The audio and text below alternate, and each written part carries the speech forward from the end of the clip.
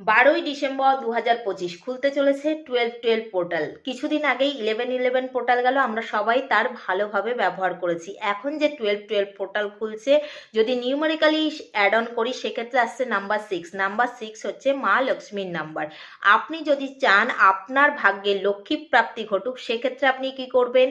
12ই December একটা তেজপাতা নিয়ে নেবেন এবং একটা মার্কার নেবেন গ্রিন কালারের। সেই তেজপাতার উপর একটা গ্রিন কালারের মার্কার দিয়ে ইনফিনিটি সাইন আঁকুন এবং 2025 সাল যাওয়ার আগে আগে আপনি আপনার লাইফে যে টাকাটা চাইছেন, যে অ্যামাউন্টের টাকা, সেটা লিখুন।